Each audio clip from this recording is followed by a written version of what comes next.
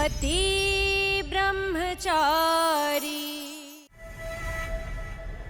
उतार जूते और रख सर पर, घुटनों के बल झुककर मांग माफी।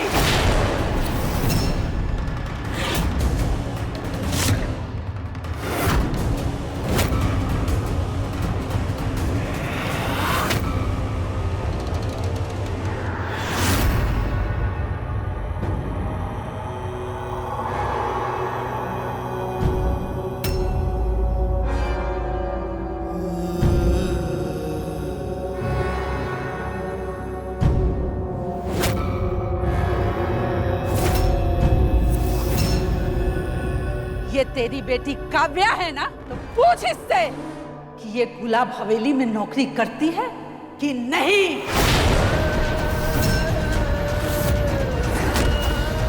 बहुत गरूर है ना तुझे अपनी बेटी पर, तो पूछ इससे कि गुलाब हवेली में काम के अलावा और क्या क्या गुल खिलाती है ये। दादी, ये क्या बोल रही हैं आप दादी जी? चुप! आज तुझे कुछ नहीं कहना है अरविंद। उस दिन तो बड़ी बड़ी डींगे हाँक रहा था कि मेरी बेटी मेरे माथे का ताज है। आज उसी तेरे माथे के ताज ने तेरे माथे पर कालिक पोत दी है। लो भाई, बेटा तो गुंडा था ही, अब बेटी भी गुल खिलाने लगी। बेचारे, इनके तो भाग्य ही फूट गए बच्चों के मामले में। पर बेटी ने आखिर ऐसा किया क्या है, जरा पता तो चले। दादी, आपको जो भी बात करनी है घर चलकर बात करते हैं, यहाँ सबके सामने नहीं ईशा, बात तो यही होगी और सबके सामने होगी। अरविंद ने खुले में चुनौती दी थी ना मुझे। मेरी बेटी मेरा अभिमान है। अगर उसने गलती से भी कभी ऐसा कोई काम किया तो मैं अरविंद सिंह अपनी चप्पलें अपने सर पर रखकर घुटनों के बल बैठ के आपके कदमों में नाक रगड़ के आपसे माफी मांगूंगा।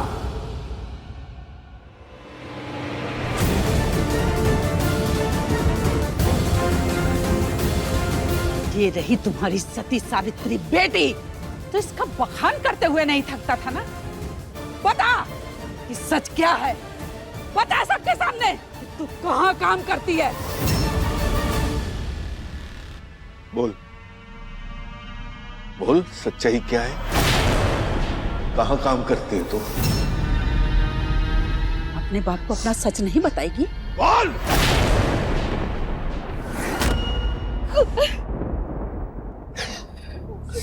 गुलाब हवेली में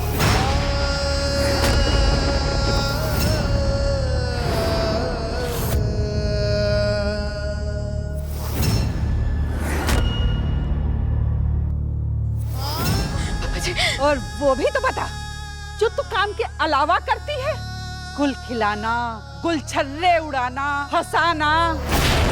ये गुलाब हवेली में सिर्फ काम नहीं करती है, काम के आड़ में डोरे डालती है, वो भी मेरे पोते पे।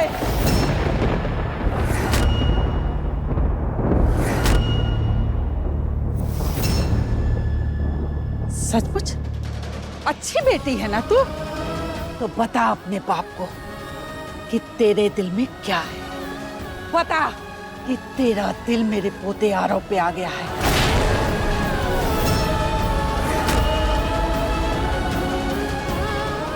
बता के सच क्या है।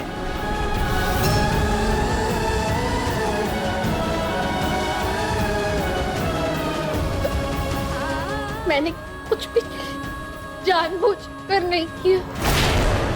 मतलब मैं किसी को फंसाता नहीं।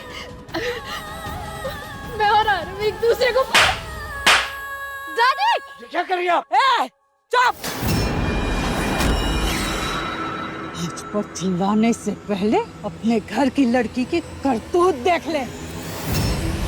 वैसे उसने कोई अनोखा काम तो किया नहीं है, उसने तो वही किया है ये तुम जैसे छोटे लोगों की फितरत होती है। नौकर बनने की औकात नहीं होती है और मालिक बनने के सपने देख लेती है।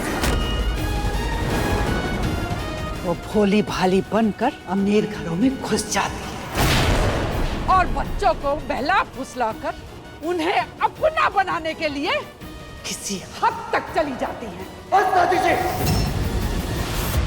बहुत हुआ। अब एक और शब्द अपनी मुंह से निकालने से पहले ये जरूर सोच लीजिएगा कि आप जो बोलने जा रही हैं, एक शरीफ लड़की के बारे में बोलने जा रही हैं।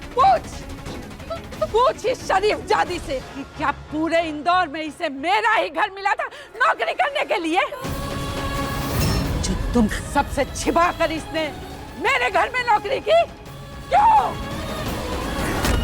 बात तो सोचने वाली है। चलो, सूरज तो गुंडा है, काम के बदले गुलाब सिंह उसे पैसे देते हैं, पर काव्या ये तो नर्स है ना, इसे भला क्या जरूरत थी गुलाब हवेली में जाने की? कहीं और भी काम कर सकती थी ये। शर्म नहीं आती तुम लोगों को? क्या आपके घर में बेटी बहन नहीं है? अगर उस पर ऐसा गलत इल्जाम लगाया जाए तो तुम्हें अच्छा लगेगा?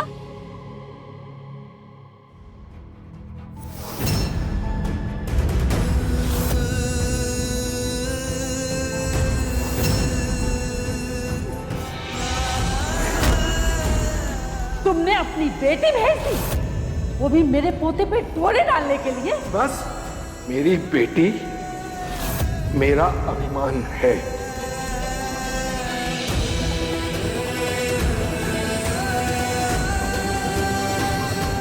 आपको ऐसा कुछ करने की कोई जरूरत नहीं है। मैं बात करूंगा, सब ठीक हो जाएगा। ठीक है बाबा, ये चप्पल मैं अपने सर पर रखकर इनसे माफी मांगता हूँ। पापा जी आपको ऐसा कुछ करने की जरूरत नहीं है। गुनहगार हूं मैं तो सजा भी मुझे ही मिलनी चाहिए। गुनहगार हूं मैं अपनी परवरिश का। जिस बच्ची पे इतना गुरूर किया तो उसे सच बोलना तक नहीं सिखा पाया मैं। पापा जी मत पापा प्लीज हटा दो, प्लीज पापा।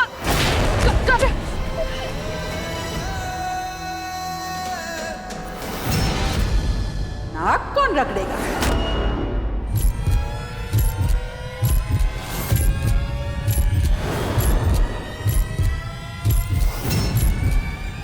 बस दादी, आपको जितना तमाशा करना था आपने कर लिया, पर अब प्लीज प्लीज यहाँ से जाइए। मेरे पापा नाक नहीं रगड़ेंगे। दूर हो जा, कोई बीच में नहीं आएगा। अपने औलाद पर अपने से ज्यादा भरोसा करने का हर्जाना तो मुझे भुगतना है। नाक तो रगड़ ली है।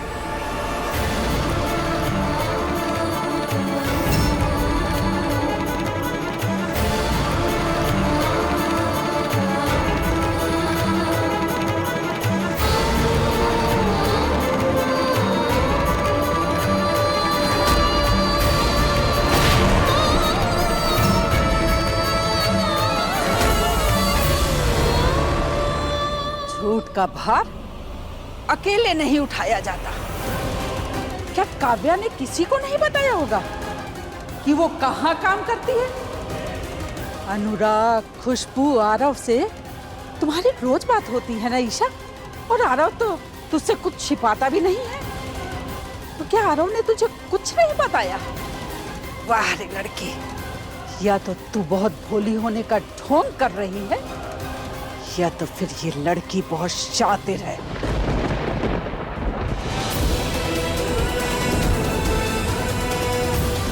पापा,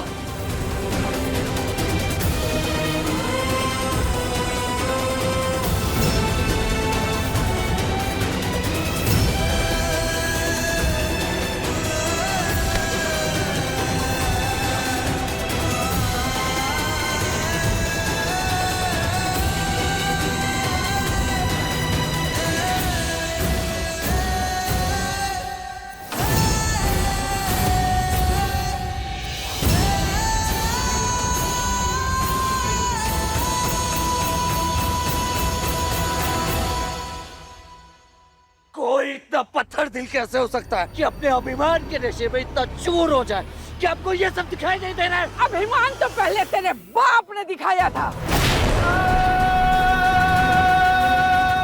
मैंने तो सिर्फ इसके अभिमान को आईना दिखाया है।